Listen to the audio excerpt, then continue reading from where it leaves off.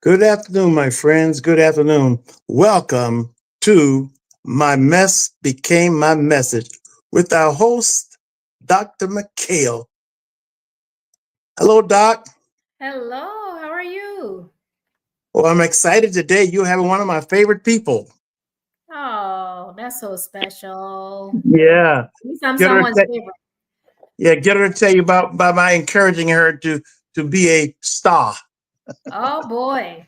I All guess right. we are rising stars, but hopefully Uh, we're rising to please God, pretty much. uh, We need to be all a right. star in his kingdom. Take it away. Okay. Welcome everyone to My Mess Became My Message. I am your host, Dr. Michael, and my co-host is Queenie. Hi, And everyone. this is Hey Queenie, how are you? I'm good. How's it going there in the Philippines? Any storms? We're getting a lot of storms here. Just a bit of rain, but not nothing too big. Okay, so we need it, right? God gives us what we need. So we Yeah. have to, at least I have not watered grass the whole time. So it's a blessing. So this is our platform, right? Where we're turning life challenges into powerful testimonies. And today we're diving into one of the most important yet overlooked topic, and that's relationships, the one we build with ourselves. But before I go into that, I just want to take a moment to say happy Juneteenth. And Juneteenth is very, very special, especially for minorities. And it matters because Juneteenth represents the enforcement of emancipation, not just signing of a document. The document was signed by President Abraham Lincoln on January 1st, 1863, but that was more than 2 years that it was recognized after he signed it in 1865. So he signed it in 1863, and in 1865 it was recognized. And it's a big deal for us. Now it's a public holiday, so many individuals did not have to work today and still get paid. It highlights the delayed justice and freedom many enslaved people experienced. And it has grown to become a celebration of African American history, cultural achievement, and ongoing pursuit of equality. So I know that we may not be equal here on earth, but I know when Christ comes, we'll all be equal. Ain't that right? Amen. That is Yes, so all right. that's the day I'm looking forward to. So we can fight here, but just know that true emancipation will not occur until Christ comes and claim the world.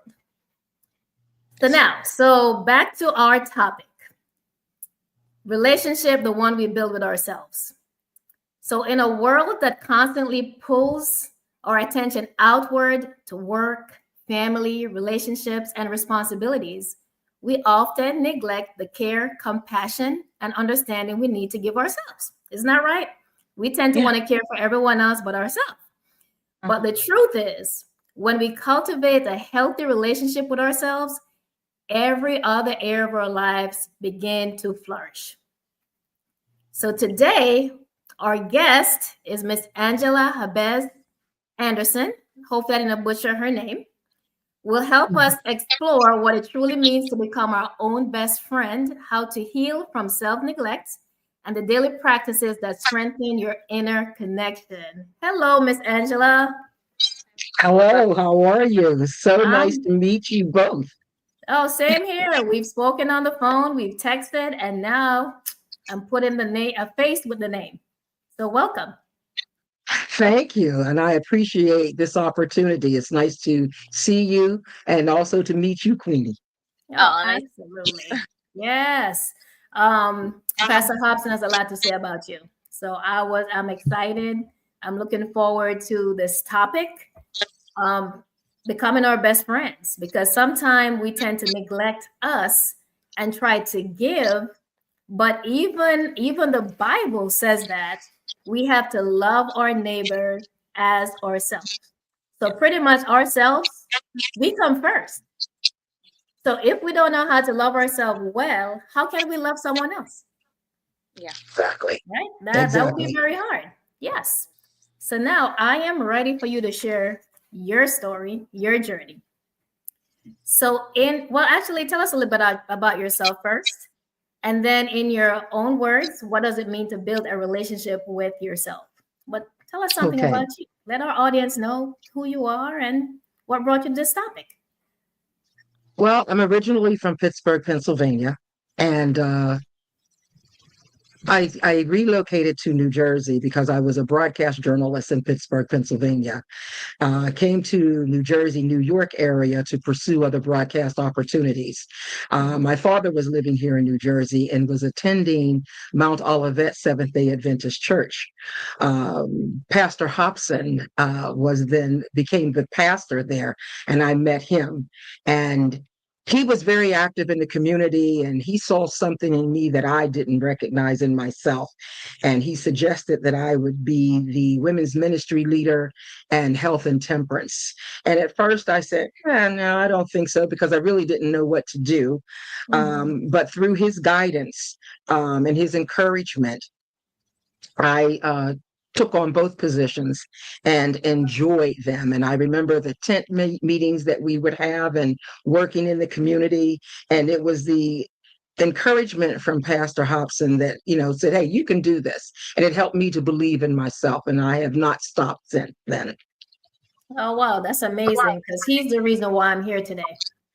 Mm-hmm. He's been at me for over a year that I want you to do this program. And I'm like, no, I can't do this. I won't have content. I don't know if I can even speak for an hour. Mm-hmm. And we started back in January, and we're halfway through the year and have not missed. Well, we've missed one day, and that's because I was sick. But he saw the gift. And Yes. he, like you said, he pulls it out, and it's a blessing. It's a blessing to serve other women. Yes. Absolutely. Yes. All right. So, in your words, what does it mean to build a relationship with yourself? What it means to me is taking that time to give myself time out and to sit down and go on a self-discovery journey. It's like a self-exploration, finding all those treasures and nuggets within myself, and then reflecting back on some of my experiences and then say, wow, I went through a lot, but I got through it. And discovering that I'm stronger than what I thought I was. I'm smarter than what I was. I'm powerful, and realizing that I have a why, that there's a reason why I exist. And it's just it's like, when you start dating someone and you bond with that person and you want to know everything there is about them. That's what it's like when you are discovering you, finding those little golden nuggets about you. Oh, wow. You said some words that I was jotting down. You said self-exploration. So you have to take the time out to get to know you, the good, the bad, and the ugly, pretty much. Absolutely. And then you self-reflection. So after you discover who you are, then you reflect on what are the things that led me here.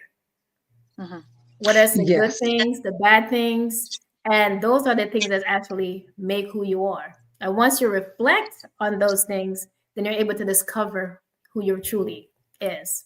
And that's when you start falling in love with yourself.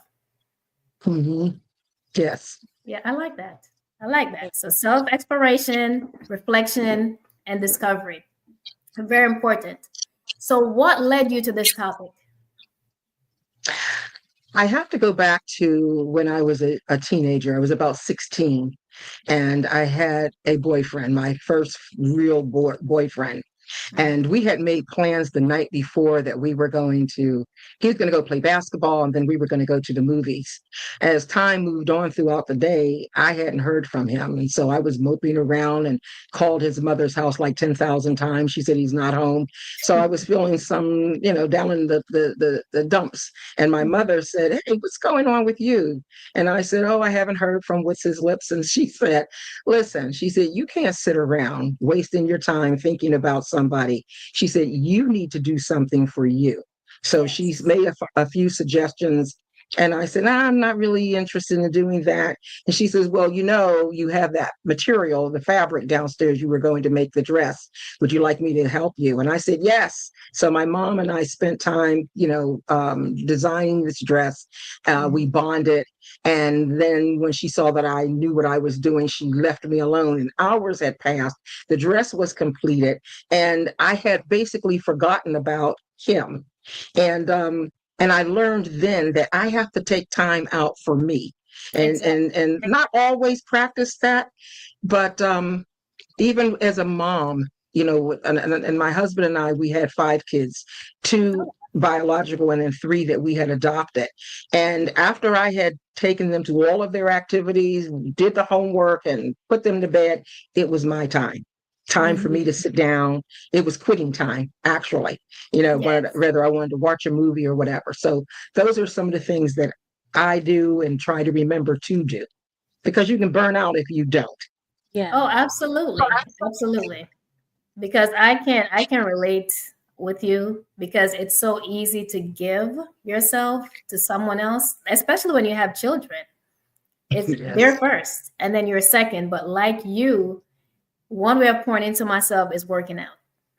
Mhm. So when everyone goes to bed, that's when I said, okay, now it's time for me to pour into myself. I'll even tell my husband, because let's watch a movie. No, I have to pour into myself first, and then I can give myself again. So that's very important. You have to Yeah. find things that you love, things that you like to do, and then do them. Don't neglect Yeah, yourself at all. that's right. Yeah. Absolutely. And I like the fact that your mom, she was so encouraging, and she redirected. She Yeah. Yes. yeah, Right. that dejection, she redirected it. And because of that, in that moment, you was taught a life lesson. Yes, absolutely. And I Yeah. never forgot that, never. And even today, I'm stronger now. There has been times that I have slipped and forgot about me and allowed myself to gain weight where I had ballooned to 300 and plus pounds. Oh wow. And it took a toll on me because I was giving all that I had for to other people. Hmm. And then I recognized what was happening to me, and I had to focus on me and ground myself. So Yeah. But at least you had that to pull from. That yes. experience with your mom, it was always there. So even when you become overwhelmed, you're still able to look back and say, wait a second, I'm giving to everyone, and I need to do something that I really love and I really enjoy, that's going to pour back into me and put life into me. Absolutely. Yeah. That's, So that's that's that's very important. yeah. To have a mom like that, not everyone will be able to get that kind of guidance as well, and it's a struggle for a lot of people to be able to take time for themselves, especially Hmm. like it's always like, oh, I have to, like my boyfriend's doing this. I don't understand why he's doing this. It's all about what like you lose focus in yourself. That's why in the hospital we have a lot of teenagers who try who try to commit suicide or attempts of it to get their attention of their boyfriends, because they lack that um self actualization, like what they call that, what was the term for that, like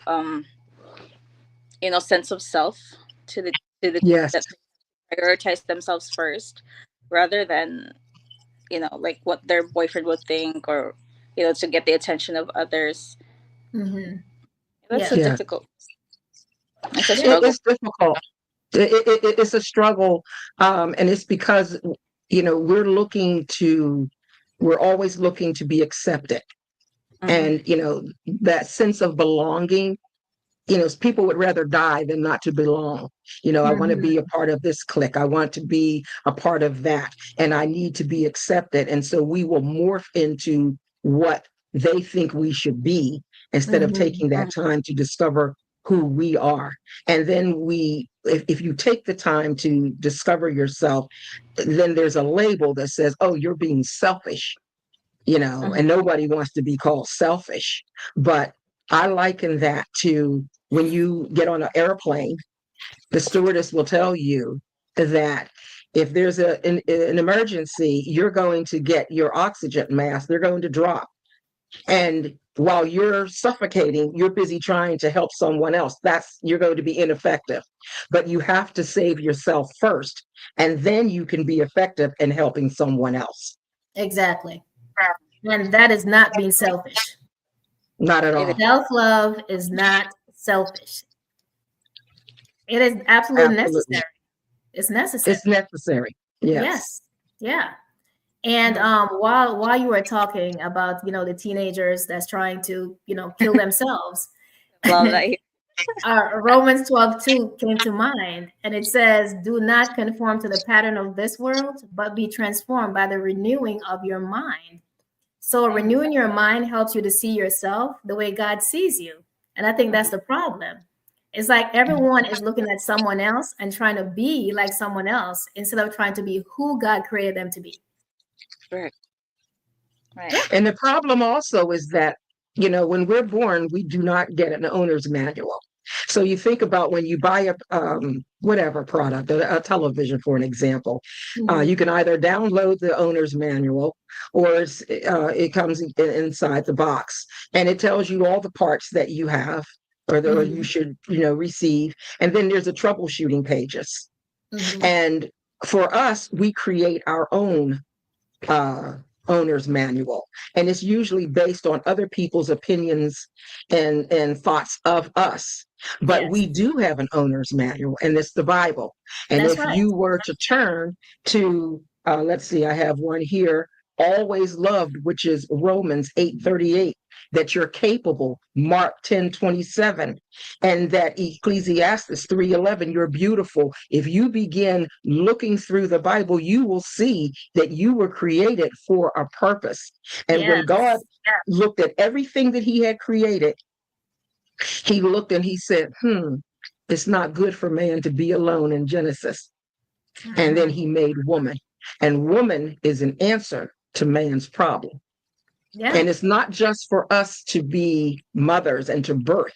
He created us in his likeness and has given us power and the authority to use that power, to use our imagination to birth a dream and turn that into, because there's a problem out here. We're fully equipped, fearlessly and wonderfully made.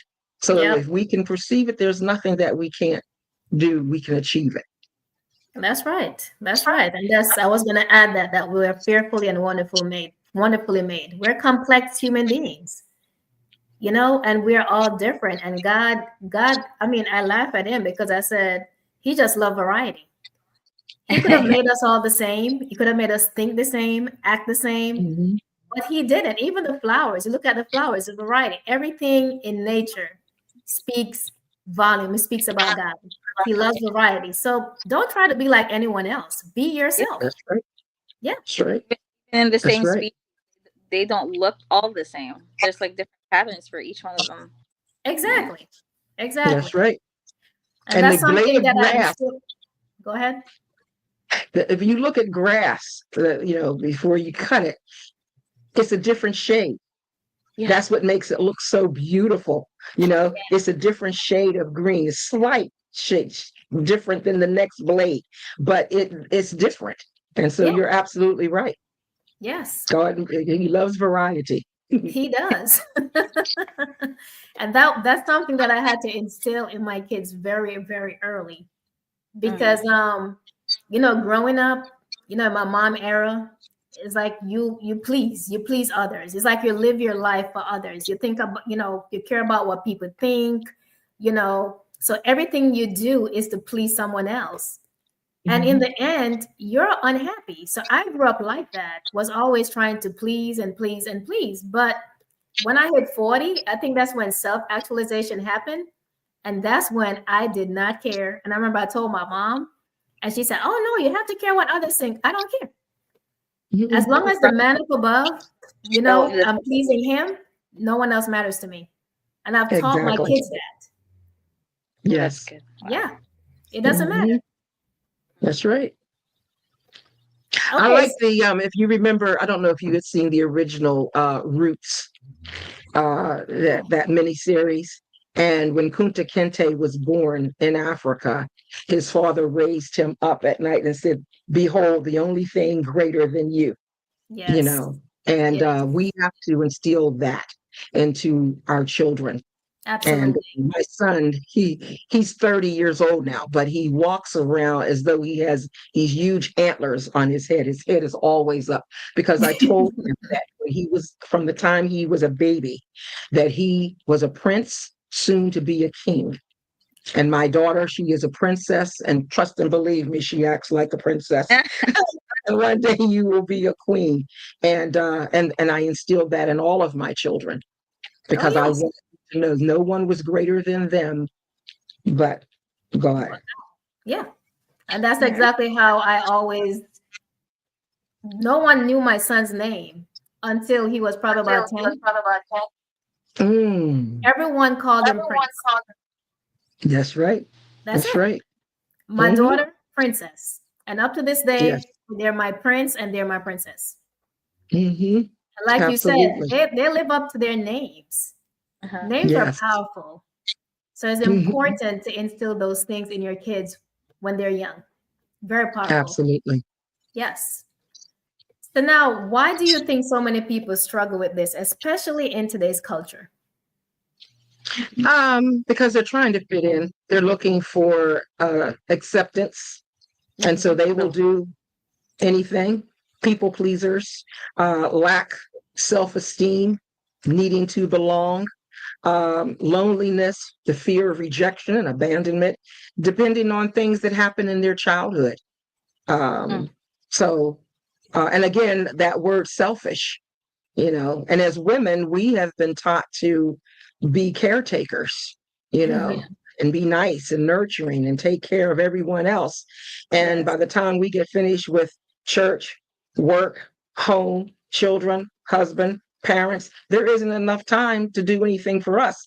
We may get our hair done, get our nails, get our Mhm. manis and our petties. But that's all cosmetic. That's Yes. like curb appeal. When you have a house and you fix your house up, you have the curb appeal, Uh-huh. but you're not working on the inside. You're not doing the work. And that's why you see a lot of women sitting there angry. And instead of looking at their sister, meaning another woman, and compliment her or just be nice, they can't because they're looking at her and wishing that they were. They're angry about things that happened yesteryear Yes, that instead is of so taking the time to focus on themselves. that is so true. Because I know I'm good at complimenting. I compliment everyone. Me too. And some individual, it's so hard for them to accept a compliment. Yes. It is so hard, and that makes sense because they don't see themselves in that way. That's true. So if you say, "Oh, you're beautiful," they were like, "Oh, what are you seeing? Whatever you saw in the mirror this morning, that's what I'm seeing." Hmm. But because they don't see themselves like that, it's hard for them to accept the compliment. That's true. Exactly. Yeah. So Mhm. that self-work is very important. It is true. Absolutely. I had a quick encounter. It was my aunt's birthday the other day, and we had a party here, and then some of our family members, relatives came in, and then there's one aunt that just commented on my weight. That's always the topic every time there's a family gathering. But then they were like, "Oh, Queenie, you're gaining so much weight. Why don't let yourself go too easily?" But they didn't know that while I was still working in the hospital, I was barely eating because I was too busy or I was too tired to eat. So I only ate like once a day and just get through the day with coffee. But now that I'm here back with my family, I'm gaining back the weight because I'm happy, I'm content. And that's why instead of lashing out or feeling bad for myself, I told her that this weight that I'm gaining, it's not even that it's not even like I'm big. I'm just I'm normal. Like, I look normal. I don't feel like the weight that I've gained is something negative about myself. I look healthier, and I'm eating healthier, and I'm happy and content with my family around me. And this is happy weight.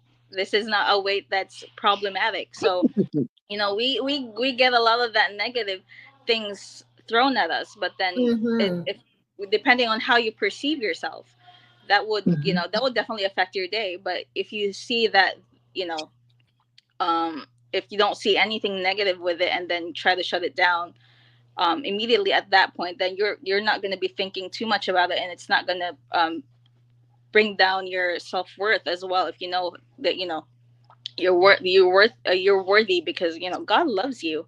God made you who you are. And they, because back then I was working, I kept on praying, like, Lord, take me out of this place. I feel miserable, I feel burned out. So when he did, he gave me enough time to work on myself and to, you know, be happy again, to bring back this weight Mhm. that I lost. So yeah, that's what God did for me. Like, whatever your opinions are, I don't know who you are. I haven't known you for long. You might be my relative, but no, it's not gonna bring. I'm not gonna bring myself down because of one opinion that you have of me. So Yes. I Exactly. think everyone else that Yes. has that same, you know, self worth, and that nothing else from what other people would say would affect them that much. That's right. Mhm.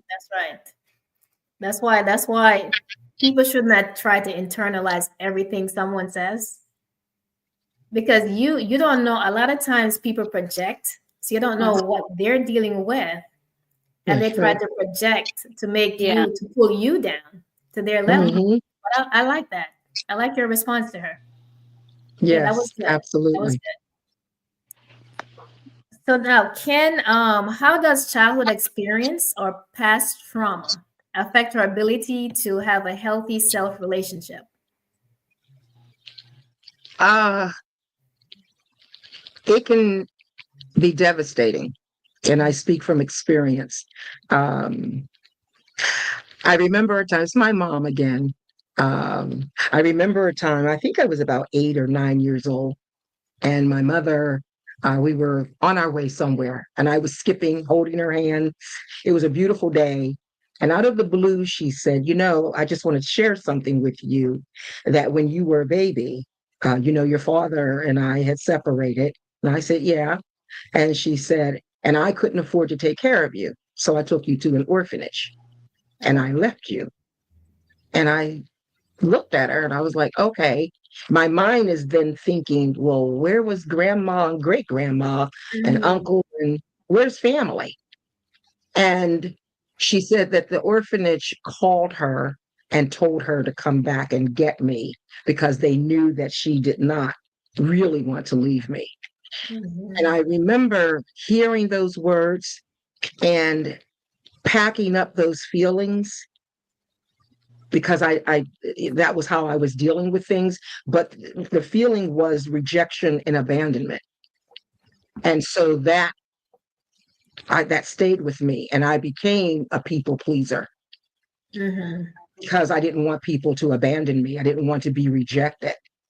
And and I remember my uncle used to call me a screaming Mimi because I would scream every time someone would say goodbye. And I didn't relate that to me screaming until I remembered what she had said. She said Yeah. goodbye. And I'm like, okay, so nobody wanted me. Mom, dad, grandma, mom, and not even the orphanage. Mhm. So that feeling or those feelings impacted me and stayed with me for years, and Mhm. I had to work through those things. But when you've been trauma, when you've experienced trauma, it can affect your self-esteem and the decisions that you make. Mhm. Yeah. That's true. And they will even affect up to the partners that you choose. Mhm. Absolutely, Yeah, absolutely. absolutely. So that's why you keep, I love that you keep repeating, you have to do the self work, or you should choose to do the self work. Mhm. Yes, That's the only you have way to do the true work. healing. Yeah, it's important. I mean, Yeah. it's hard because a lot of times we do not want to deal with ourselves. Who wanna deal with, like, sometimes we bury stuff so deep. We don't want someone to dig it up, but that's all it is. It's buried.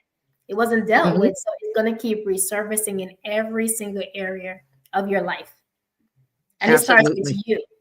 So you're not gonna Yes. love you. So if Mhm. you pretend to like someone else, it's not true love and it's not lasting. So And that's I why found for myself that I was busy trying to fix everybody else. instead of fixing myself. And that's because I didn't know how to fix myself.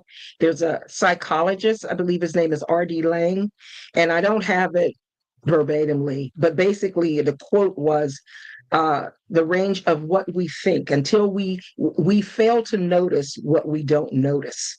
And until we notice what we are failing to notice, we cannot grow and develop. So we have to notice what is going on within ourselves. And that's why it's important that we take that time, if it's 10 minutes or 15 minutes a day, to sit down and take yourself out on a date or put yourself in time out and begin journaling. I prefer not journaling because for me, I prefer to sit and go into prayer and speak with God, and then sit still and wait until he answers me. And he always answers me. He shows me the light. He shows me the direction that I need to go in. And then I'm like, oh, okay, that's why that happened. You know. So yeah, but I'm sorry, I got ahead of things. Oh no, that's fine. I like that. It's a relationship. You talk to God and you listen to God. So it's a two-way street, two-way communication. Because a lot of times we talk to him and we ask him things, but we don't sit long enough to even hear what he has to say. And we continue to mess up because we think we're hearing what he's saying. But that's what we want to do to fix whatever we're going through. Or he has given us an answer and we don't like the answer. That too. I'm like, I don't want to do that, you know? Yep. And I'm gonna go back because actually, can you reiterate what you said, and maybe someone can drop that in the chat? What you said about the author, about choosing. Oh, R.D. Laing. It's Ronald Douglas Laing, but they go by R.D. Laing, and it's the range of things is what we fail to notice, and until we notice what we fail to notice, we cannot grow and develop. So we have to notice what we're not noticing. Like I didn't know that I was busy trying to fix everyone else, and I remember 3 of my adopted children had mental health issues. And it was one morning that I had taken them to school and dropped, and all 3 of them were in different schools, and had dropped them off. And by 9:30, I was on my way to the gym.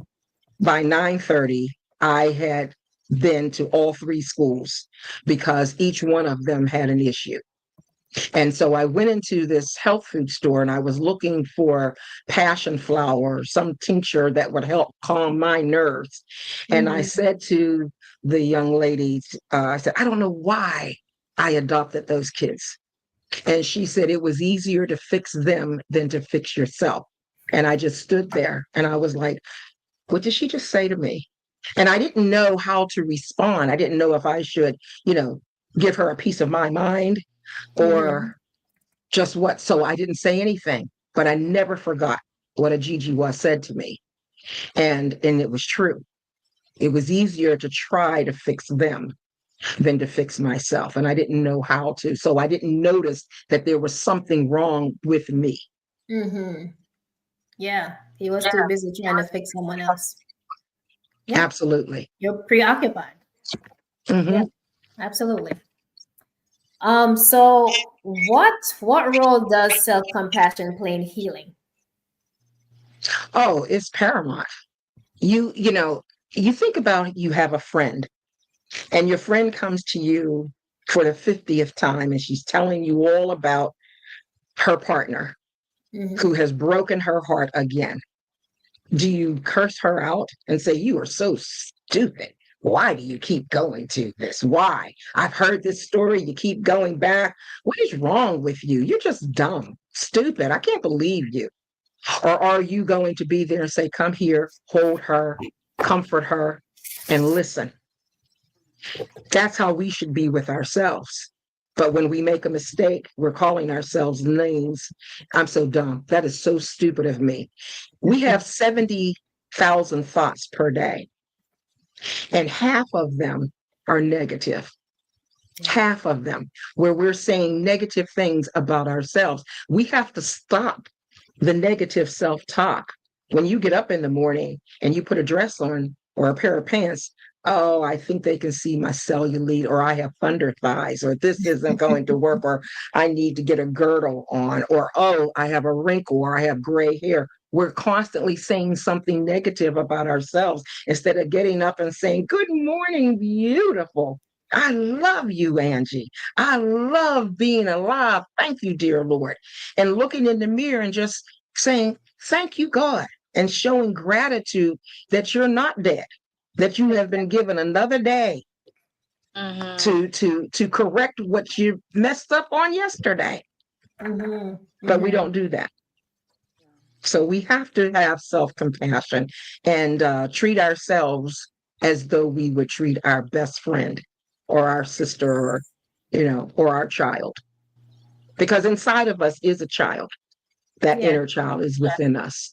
And sometimes it's calling us and it's crying and we're ignoring it. Yes. And I like what you said, that we have to treat ourselves, just like the topic, like our best friend.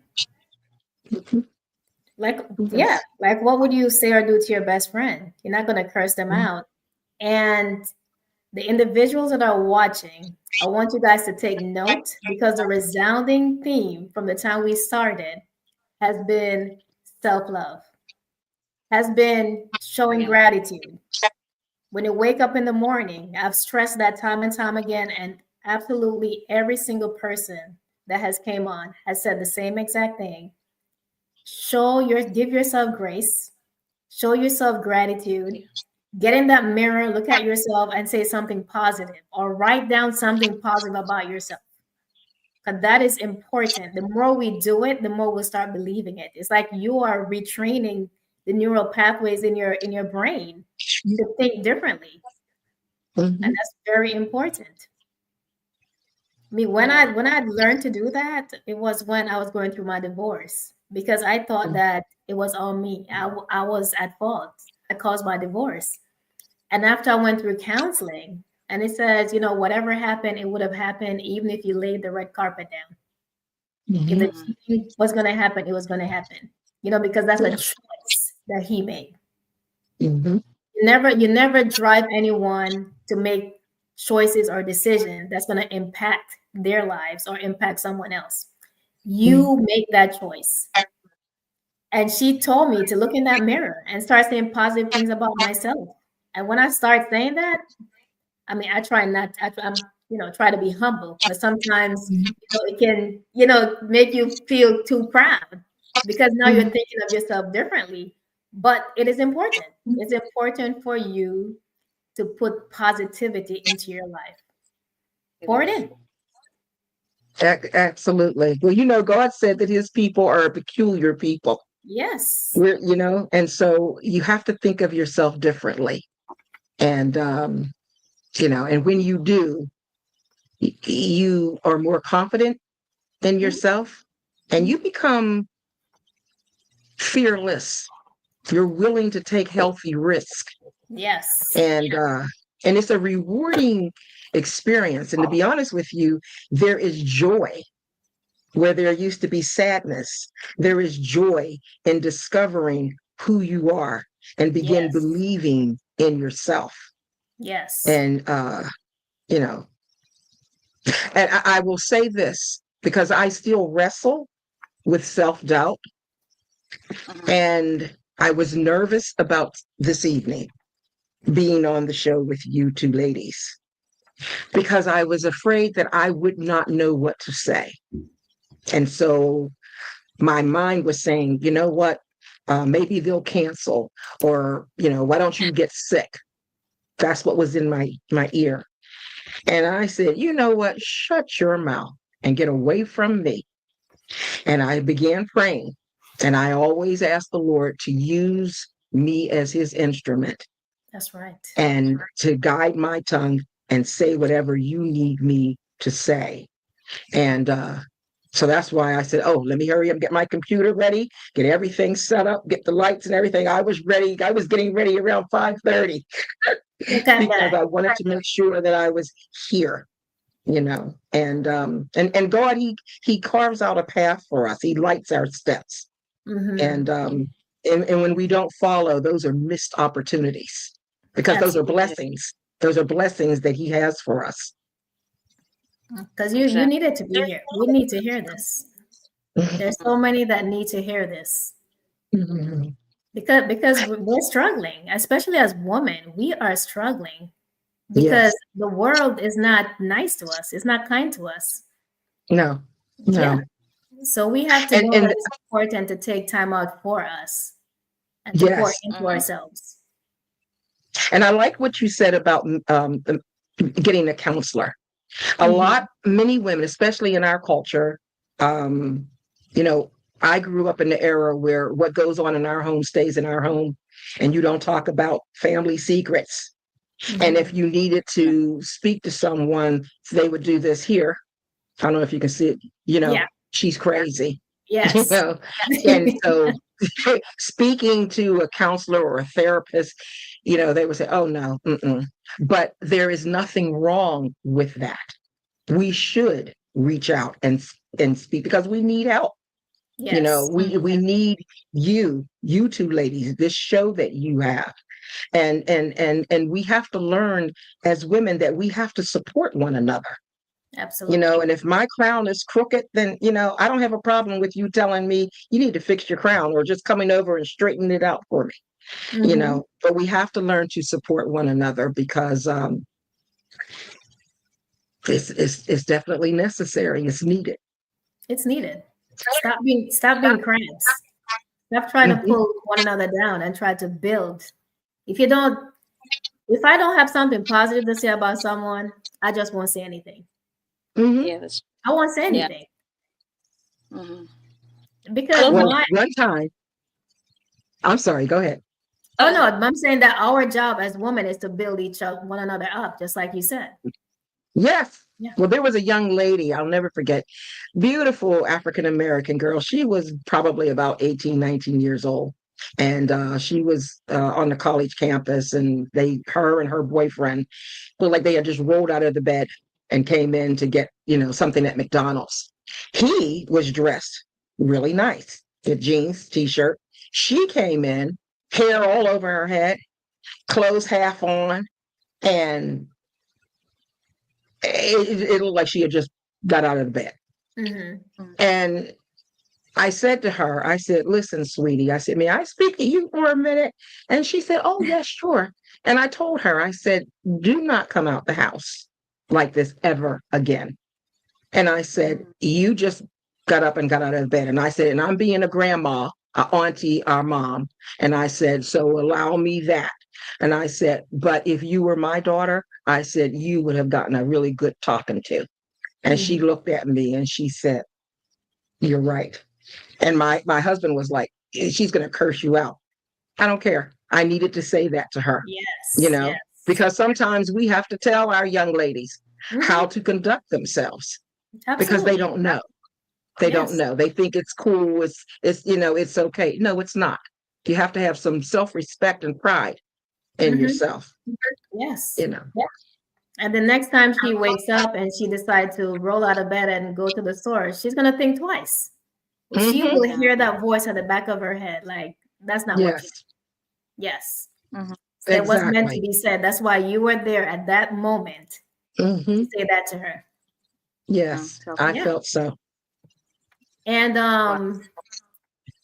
Isaiah 40, I always want to put a scripture somewhere. So Isaiah Absolutely. 43, verse 4 says, you are precious and honored in my sight, and I love you. That's God saying that. God That's right. calls you to be valuable, even when you don't feel like it. Mhm. Even when you wake up and you feel like a mess. He's saying that you are precious and you're honored, Amen. Yeah. Absolutely. and he loves you. Amen. So even if no Yes, one else say that they love you, just know that your heavenly Father loves you, and that's more than enough. That's true. absolutely. Yeah. Okay, so I want to encourage you guys to drop your chat, any questions, any comments. It's very important. Our lovely Angela is here, and she is open to respond to any questions that you may have. I All also right. would So like to what are? Hmm? so would like to say that, you know, when we talk about self-love, about self-appreciation, it's also stemmed from, you know, having boundaries for Mhm. yourself, setting those boundaries with your partner, with your family members, that they should know that no, you shouldn't cross this boundary because it's not comfortable for me. And it's, you know, if over time, if we don't set that boundaries, then we end up giving way too much of ourselves, and as we said before, Mhm. we end up burning out. So, you know, any advice on how to build those boundaries, how to make those boundaries for ourselves, Miss Angela? Yes. First of all, for me, I had to look at what do I value. So if I'm in a relationship with someone, I value loyalty. I value truth. Um, I value reciprocity. So if I'm doing something for you, if my back is scratching, I mean, if my back is itching and you Mm-hmm. scratch my back, then I'm going, when you have an issue, I'm going to do the same for you. Um, but sometimes we can get involved with people based on our past experiences, you know, like referring to rejection and abandonment. If that is something that you're wrestling with, you will do anything and everything to keep that person that you think you're in love with in your life. And they will cross the boundaries. They will lie to you and you'll put up with it. They may place their hands on you and you'll accept that because you're hoping to keep them and you're not valuing yourself. But when you know who you are, when you believe that you are a peculiar person, when you believe that you are one of God's chosen vessels, when you believe that you have purpose and that you have the power in the Most High's authority to use that power, then you're not going to tolerate the nonsense that someone is bringing to you. And if that toxic person is in your life, then it's time to detox and get rid of them because they're not bringing you joy. They're not bringing anything to the table. It's like we're having a barbecue, and everybody that's invited is supposed to bring a dish. And this person comes with nothing but a hefty appetite Mm. and is eating everything from everyone else and expecting you to say, oh, it's okay. No, you have to bring something to the table. Yeah, If I'm uplifting you, uplift me too. Yeah. I love that. Detox.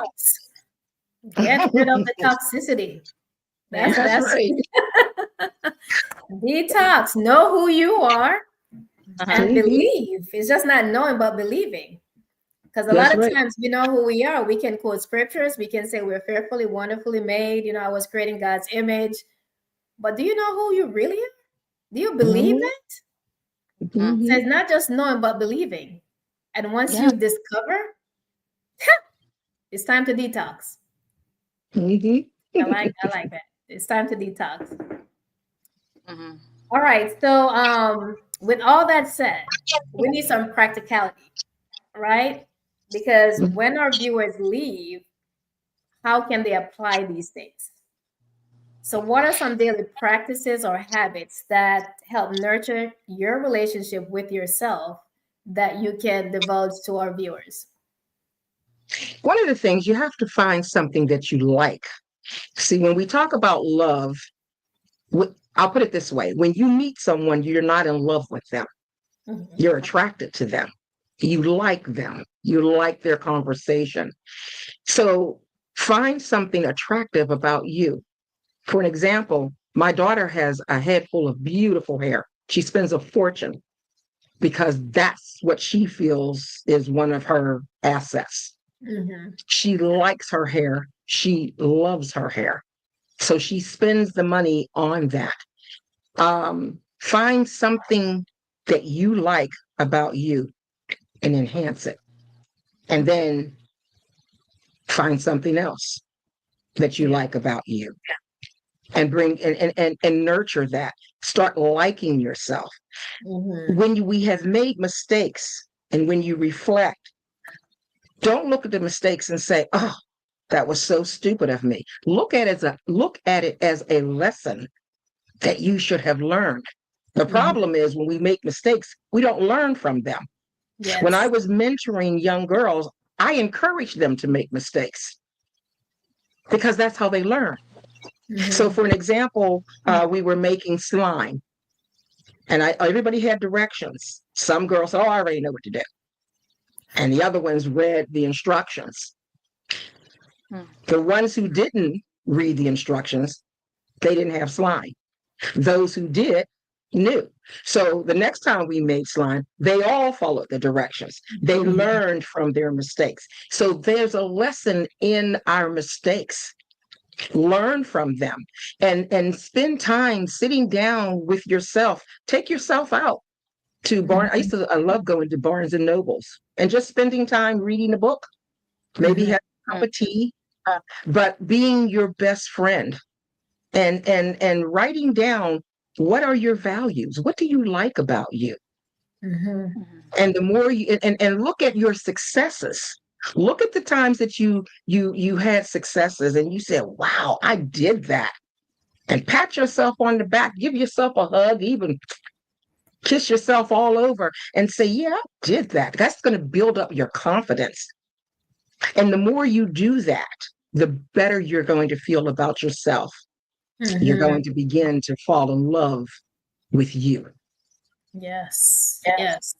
So it starts with liking yourself, and that's important, because I remember when I was in counseling, the counselor says you're not going to love your husband every day, but make sure that you guys like each other. Yes. So that's important. You have Yes. to find something that you like about you. And just like we said earlier, don't focus on the negative. Focus on the small successes that you've made in your life. That's right. And those are important. And spend time with yourself. That one I love to do. I remember one birthday, I was single then, and I took myself out the whole day. I started with a massage. I went to the movie by myself. I went shopping by myself. And then at the end, when my kids got home from school, we went out for dinner. And that was one of my best birthdays ever. Yes. Yes. Because I was doing things that I like, and it was uninterrupted. This was all the things I like to do, and I was doing it. And how did you feel? Oh, I felt good. That was one of my best birthdays. That's right. That's right. I always encourage women, for Valentine's Day, my mother would always give us a box of candy. And she said, "And this is for the times that you may not get any."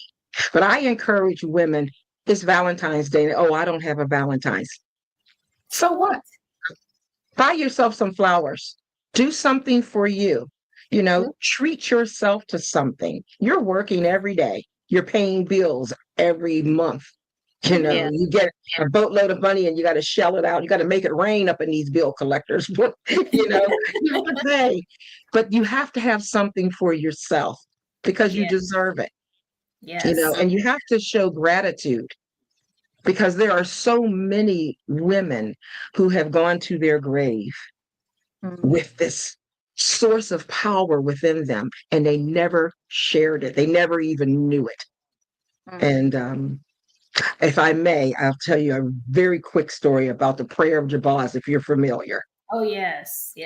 Yes. So that man died, went to heaven, and he saw that this room, and it had tons of not the prayer of Jabez, but I may have my story mixed up. But anyway, a man died, went to heaven, and he was given a tour of heaven, and he came upon this one room, and there was from the floor all the way up, as far as you could see, boxes with red ribbons on them. And he said, to the angel, "Oh my goodness, those are gifts." And he said, "Yeah, but you really don't want to see what's in there." "Yeah, I do." So they found his name, brought it down, he opened the box, and he screamed because everything that he wanted on earth was there. And these were missed opportunities. These were the blessings that God had for him, and he did not get them. And so I know my grandmother and my great grandma, they died not realizing their dreams. And I promised myself and my mother that I would not allow that to happen. And so that's what we as women, we have dreams and we have to realize them because we're equipped to do so. Yes. Man, I'll have to bring you. I say that to every single person that came on, that you have to come back to finish this, because now my timekeeper is saying we have only 5 more minutes. Oh, okay. So let's go into some words of encouragement. So for someone listening today who feels disconnected from themselves, where can they start? I would start with scripture and know 2 Corinthians 12:9 that says, enough. You are enough. Love that. Philippians 4:13, you are strong. Yes. Psalms 139:14, you are amazing.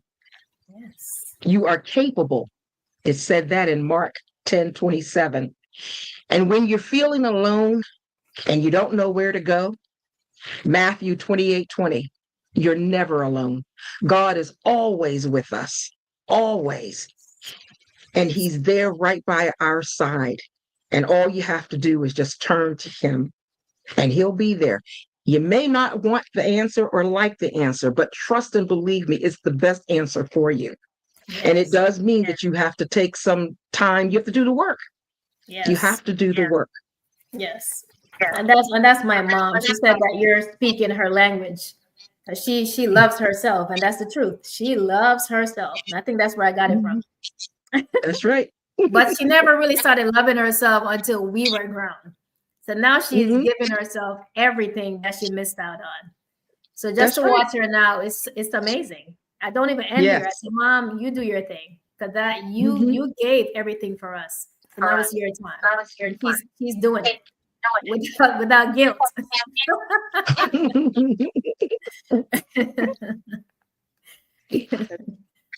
Okay, so pretty much, I guess you told I was going to ask you some truth and affirmation that every listener can hold on today, but you pretty much did that. You're amazing, you're capable, you're enough, and you're never alone.